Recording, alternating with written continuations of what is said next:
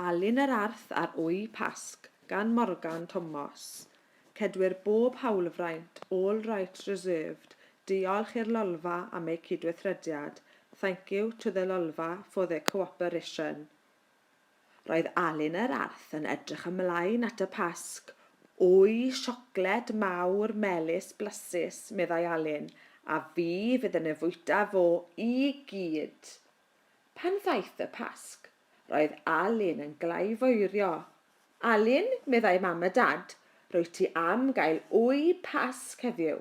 Ond, yn gyntaf, mae'n rhaid cael helfa wy Pasg. Beth? Y bychodd Alun. Helfa? Beth yn y byd ydy helfa wy Pasg? Dwi eisiau siocled nawr. Bu'n rhaid i Alun wisgo mwgwd, rhag ofn iddo weld mam a dad yn cuddio ar wy Pasg yn yr ardd. O, wy Pasg siocled, meddai Alun. Roedd e'n ysu am gael y map a'r cliwiau a fyddai'n ei arwen at y wy siocled melys blasus. O'r diwedd, cafodd Alun dynnu'r mwgwd. O, dwi wedi gorfod disgwyl ac aros a disgwyl ac aros am yr wy Pasg ma, meddai Alun. Dewch ar cliwiau a'r map i mi nawr, mynnodd Alun, i mi gael bwyta'r wy Pasg siocled. Alun, meddai mam a dad, bydd yn ddiolchgar, neu fydd na ddim wy Pasg i ti o gwbl. Mae'n ddrwg gen i, meddai Alun. Dwi'n edrych ymlaen yn ofnadwy at gael y siocled. Da iawn am ymddiheurio Alun, meddai mam a dad. Dyma'r cliwiau a'r map i ti. O, diolch yn fawr, meddai Alun wrth ei fodd. Aeth Alun yr Arth o gwmpas yr ardd. Roedd o'n datrys y cliwiau fesul un ac yn dilyn y map yn ofalus. O'r diwedd, dyma Alun yn datrys y cliw olaf ac yn dod o hyd i'r wy Pasg. Ond, roedd y deryn rhyfedd iawn yn eistedd ar ei wy Pasg siocled blasus. Roedd yn y deryn lliwgar iawn, debyg i liwiau papur yr wy Pasg. Myfanwy oedd enw'r y deryn.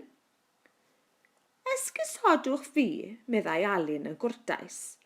Rydych chi'n eistedd ar fy wy Pasg i? Beth? Beth? Y bychodd myfanwy, yr aderyn rhyfedd. Nac ydw i wir. Paid â siarad lol, meddai'r aderyn. Fy nghyw bach i yw'r wy hwn. Edrych ar y lliwiau.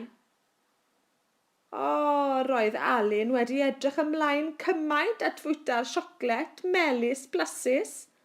Aeth am dro o gwmpas yr ardd eto. Ond y tro hwn roedd Alun yr Arth yn chwilio am nyth ac wyau go iawn. Daeth Alun o hyd i nyth ar gangen isel un o'r coed. Roedd 3 wy bach ynddi. Cariodd y nyth yn ofalus iawn at yr aderyn lliwgar. Ond gwrthododd myfanwy gredu Alun. Nid fy wyau i yw'r heina, meddai. Maen nhw'n hollol ddilew. Ond mae ciwion bach y tu mewn i'r plisgyn, meddai Alun. Mi fyddan nhw'n oer heb eu mam i eistedd ar y wyau i'w cadw'n gynnes a'i gwarchod.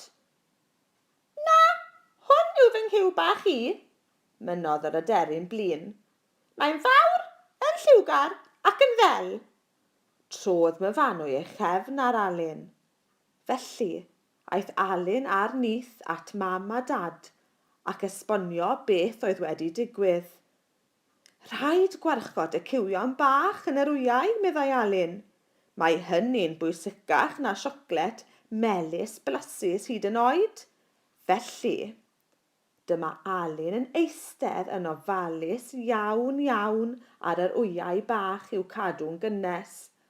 Roedd e'n ddig nad oedd wedi cael ei wy Pasg siocled, ond roedd yn rhaid helpu'r cywion bach.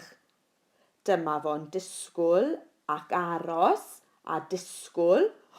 O'r diwedd, dyma'r wyau'n deuor a gwelodd Alun 3 o'r cywion bach dylaf erioed. Hwrê, meddai Alun, dwi wedi cael 3 ffrind bach newydd. Cariodd Alun y cywion at ei mam. Fy cywion bach i, gwaeddodd Mefanwy. Mae'n ddrwg gen i, dwi wedi gwneud camgymeriad gwirion iawn. Daeth pawb yn ffrindiau wrth agor papur lliwgar yr wy Pasg. Roedd Alun mor hapus nes iddo rhannu ei siocled gyda phawb, hyd yn oed mam a dad. Pasg hapus, meddai pawb.